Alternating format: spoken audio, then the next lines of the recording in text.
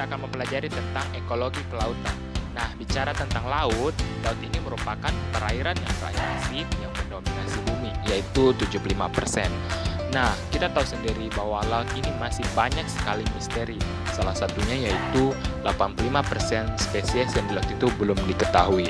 Nah, di sini kita akan mempelajari tentang laut, yaitu bentuk dasar laut, sifat air laut, kondisi umum laut, pembagian lingkungan laut, serta bentuk kehidupan laut.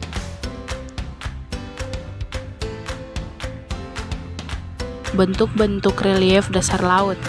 Nah, yang pertama itu landasan benua atau kontinen.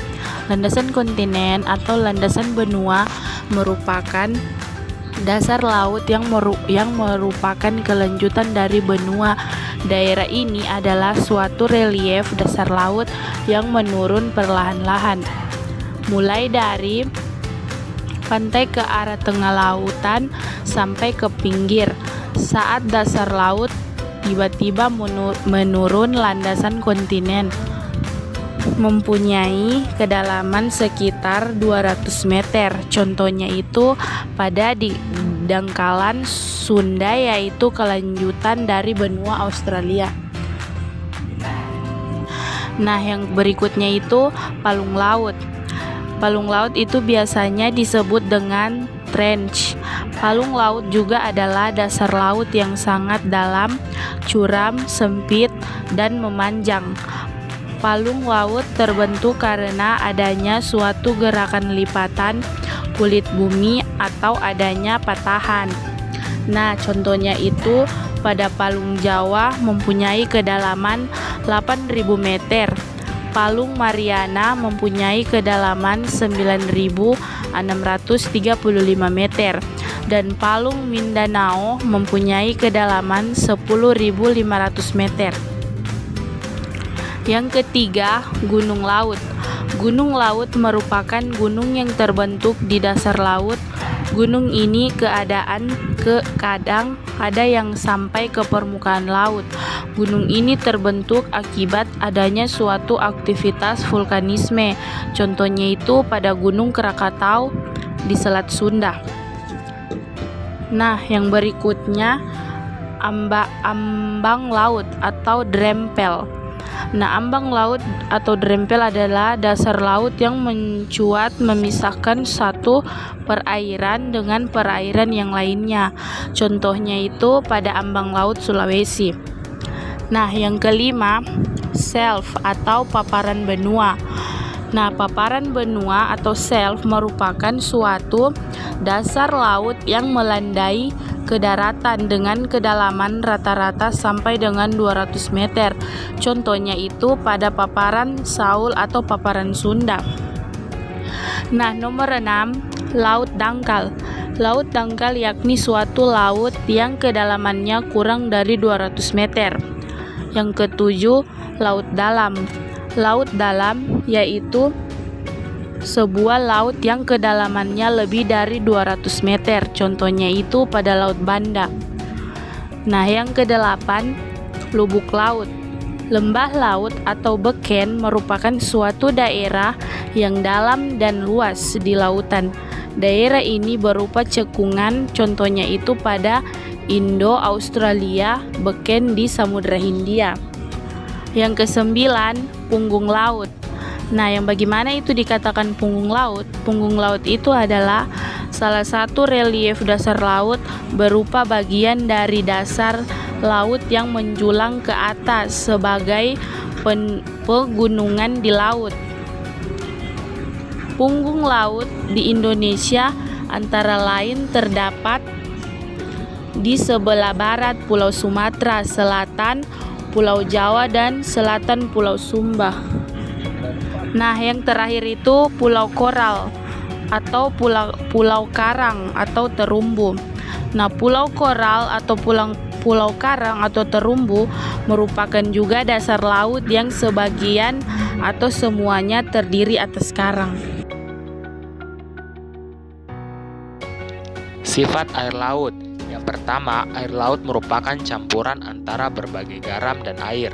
Sebagian besar air di laut berasal dari kondensasi awal saat bumi mulai terbentuk dan mendingin. Yang kedua, sebagian besar unsur kimia terlarut yang ditemukan di laut itu berasal dari semua daratan di bumi.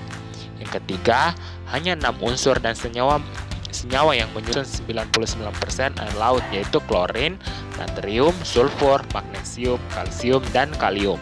Yang keempat, susunan kimia air laut, ion klorin menyusun 55% garam air laut. Yang kelima, kepadatan air laut di permukaan laut itu bervariasi. Yang keenam, air laut membeku pada suhu yang sedikit lebih dingin dari air tawar, yaitu 0,0 derajat Celcius. Suhu air beku juga bervariasi dengan kondensasi garam. Kondisi umum laut. Dalam oseanografi, keadaan laut adalah kondisi umum permukaan bebas di wilayah perairan yang besar, dipengaruhi oleh gelombang air, arus di lokasi, dan momen tertentu.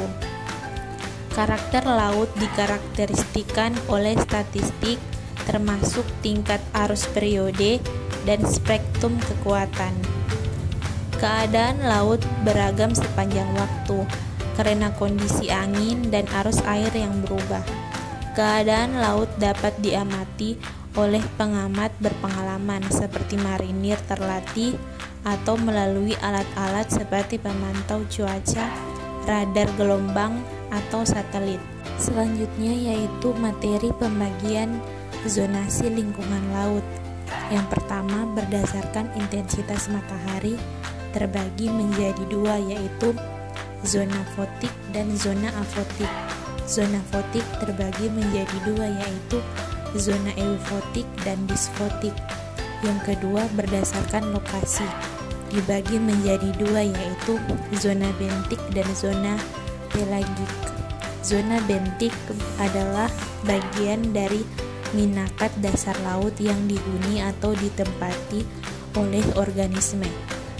Bentik dibagi ke dalam zona litoral, landasan kontinental, batital, abisan, dan hadal.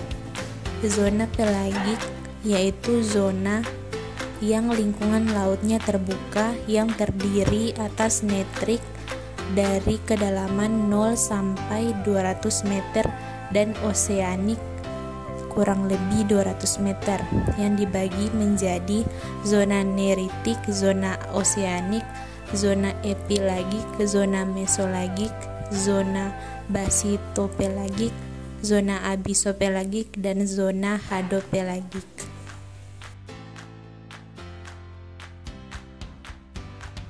Bentuk kehidupan di laut. Nah, secara umum, bentuk kehidupan laut itu dibedakan menjadi 3 kelompok. Yang pertama adalah plankton, yang kedua nekton, dan yang ketiga adalah bentos. Plankton ini merupakan bentuk dasar kehidupan laut yang terdiri atas sel tumbuhan, fitoplankton, dan hewan, zooplankton. Nah, plankton tersebut hidup mengapung di permukaan atau di dekat permukaan laut. Oleh karena itu, plankton selalu hanyut di bawah gelombang dan arus laut. Yang kedua adalah nekton. Nah, nekton ini adalah kelompok binatang-binatang laut yang dapat berenang. Contohnya adalah ikan paus dan cumi-cumi. Yang ketiga adalah bentos. Bentos adalah kelompok tumbuhan dan hewan yang hidup di dasar laut, mulai dari tepi pantai hingga laut terdalam. Hewan yang termasuk dalam kelompok bentos dapat ditemukan di setiap tempat, tetapi tumbuhan yang termasuk dalam kelompok bentos hanya dapat dijumpai di daerah dasar laut yang masih terkena sinar matahari. Hewan-hewan yang menghuni dasar laut antara lain keong, siput, bunga karang, kerang, dan bintang laut.